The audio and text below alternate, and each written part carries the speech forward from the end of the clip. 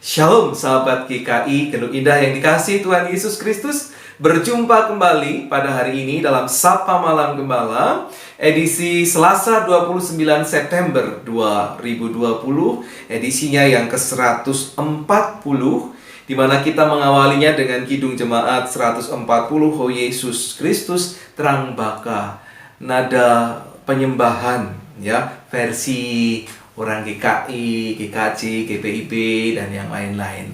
Ini menyembah Tuhan yang hadir dan memohon supaya dunia yang gelap disinari, yang susah dan lesu itu dituntun masuk ke kandang domba. Untuk apa? Untuk mengalami damai sejahtera di tengah-tengah kesederhanaan. Biarlah kita bersyukur karena kita punya Tuhan yang begitu baik di tengah-tengah kesederhanaan yang diizinkannya terjadi dalam kehidupan dunia, justru juga di saat-saat seperti ini. Mari bersama-sama kita persiapkan diri kita untuk menyambut firman Tuhan. Kita berdoa. Terima kasih untuk penyertaan-Mu, pemeliharaanmu yang tidak pernah habis dan tidak pernah putus-putusnya. Meskipun keadaan susah, tetapi kami boleh merasakan sejahtera dan sukacita di dalam Tuhan. Kembali kami rindu untuk mendengarkan sapaan-Mu. Biarlah firman-Mu kembali menguatkan kehidupan kami, supaya kami berani menghadapi kehidupan yang tidak selalu mudah. Berfirmanlah Tuhan, kami sedia mendengarkannya demi Yesus Kristus Tuhan. Amin. Nah, sahabat GKI, Genuk Indah yang dikasihi Tuhan Yesus Kristus, tema renungan kita pada malam hari ini cukup menantang, tapi juga seru. Masuklah dalam peperangan. Dan kita melandasinya dengan membaca Keluaran 17 ayat 8 sampai dengan 11. Keluaran pasal 17 ayat 8 sampai dengan 11, di mana Lembaga Alkitab Indonesia memberikan judul perikop kemenangan orang Israel melawan orang Amalek. Demikian firman Tuhan. Lalu datanglah orang Amalek dan berperang melawan orang Israel di Rafidim. Musa berkata kepada Yosua, "Pilihlah orang-orang bagi kita, lalu keluarlah berperang melawan orang Amalek. Besok aku akan berdiri di puncak bukit itu dengan memegang tongkat Allah di tanganku." Lalu Yosua melakukan seperti yang dikatakan Musa kepadanya dan berperang melawan orang Amalek. Tetapi Musa, Harun, dan Hur telah naik ke puncak bukit. Dan terjadilah, apabila Musa mengangkat tangannya, lebih kuatlah Israel. Tetapi apabila ia menurunkan tangannya, lebih kuatlah Amalek. Demikianlah firman Tuhan. Yang berbahagialah mereka yang setia mendengarkan firman Tuhan dan yang memeliharanya di dalam kehidupan hari lepas hari. Haleluya. Sahabat GKI Genuk Indah yang dikasihi Tuhan Yesus Kristus, jangan harap saudara dan saya juga lepas dari peperangan. Karena apa? Karena saudara, kita semua adalah Israel baru. Lah kalau mengaku Israel baru, ya siap perang. Lah kenapa? Lah tahu tidak arti Israel? Israel itu adalah nama yang diberikan Allah kepada para pahlawannya, kepada para pejuangnya. Karena arti Israel itu adalah pahlawan Allah atau pejuang Allah. Sebenarnya di masa lalu Israel ini kan digelar untuk Yakub. Yakub mendapatkan nama Israel bukan karena ia telah berkelahi dengan malaikat Allah, tetapi karena ia telah berjuang mengalahkan dirinya sendiri, mengalahkan kelemahan mentalnya sendiri. Apa itu? Ketakutan karena pernah merasa bersalah kepada kakaknya, Esau. Nah, dalam bacaan malam hari ini, bangsa Israel pun harus, saya tegaskan, harus apa? Kali ini mengalami peperangan fisiknya yang pertama, yaitu apa? Melawan bangsa Amalek. Meskipun memang jumlah orang Amalek yang datang berperang itu tidak sebanyak rombongan Israel, namun keadaan Israel pada waktu itu sangat genting. Kenapa?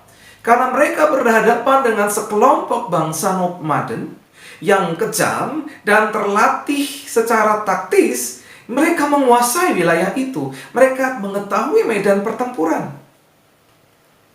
Mereka biasanya merampoki rombongan dalam perjalanan dengan kelompok-kelompok ya, dengan pengaturan peperangan yang luar biasa taktis. Di sisi yang lain, Israel bukan terdiri dari pasukan yang terlatih secara militer. Mereka tidak pandai berperang. Ditambah, Israel juga harus membagi diri. Supaya apa? Supaya para perempuan dan anak-anak juga mengalami perlindungan. Jadi di sisi yang lain ada yang melindungi perempuan dan anak-anak, di sisi yang lain berperang. Dan ini memaksa mereka, mau tidak mau, mereka harus berjuang. Nah, belum tahu siapa yang akan menang. Kita cukupkan sampai di situ. Tapi kita belajar, sahabat GKI Genuk Indah. Sebagai pejuang Allah, saya dan saudara, meskipun kita tidak berjuang secara fisik, kita harus siap. Untuk apa? Masuk di dalam peperangan. Mari kita baca Efesus pasal 6 ayat 12 sampai dengan 13. Efesus pasal 6 ayat 12 sampai dengan 13. Demikian firman Tuhan. Karena perjuangan kita bukanlah melawan darah dan daging, tetapi melawan pemerintah-pemerintah, melawan penguasa-penguasa, melawan penghulu-penghulu dunia yang gelap ini, melawan roh-roh jahat di udara. Sebab itu, ambillah seluruh perlengkapan senjata Allah, supaya kamu dapat mengadakan perlawanan pada hari yang jahat itu, dan tetap berdiri sesudah kamu menyelesaikan segala sesuatu. Perang loh. Tapi bukan perang secara fisik, tetapi perang secara rohani. Karena itu, pertanggungjawabkanlah iman saudara. Selamat berperang. Amin. Kita berdoa. Ya Tuhan Allah kami yang di surga, sesungguhnya dunia ini adalah medan peperangan bagi kami. Karena yang kami pertahankan adalah iman kami, kerohanian kami, supaya tetap teguh di hadapan Tuhan. Karena itu Engkau tolong kami, supaya kami siap untuk berperang, mempertanggungjawabkan iman kami di tengah keadaan yang susah, yang kemudian bisa menggoda kami untuk mencari jalan yang lebih mudah, untuk berkompromi dengan keadaan. Tolong kami untuk sedia berjuang, supaya kami layak menyandang gelar Israel baru. Di dalam Tuhan Yesus Kristus kami berserah diri. Amin. Mari bersama-sama kita akhiri Sapa Malam Gembala di malam hari ini. Kembali kita menyanyikan Kidung Jemaat 140, kita menyanyikan bait yang kelima dan yang keenam.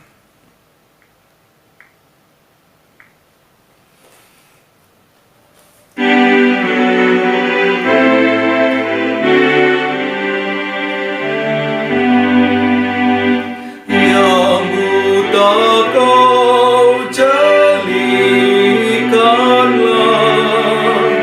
yang tercerai satukanlah,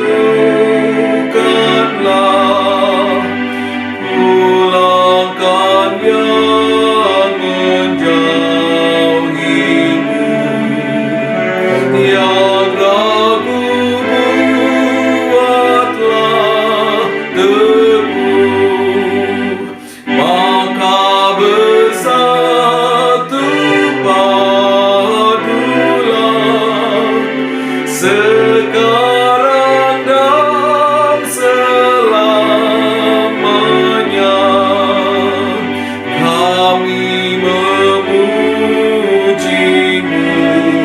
terus dalam terang-Mu yang kudus. Indah bukan pujian ini? Biarlah kita boleh bersatu padu untuk selalu memuji Tuhan di dalam terang. Bukan kita terangnya, tetapi Sang Kristus. Artinya kita memuji Tuhan di dalam naungan kasih Tuhan. Selamat mempertanggungjawabkan iman saudara. Sampai bertemu di esok hari. Tuhan Yesus memberkati saudara. Amin.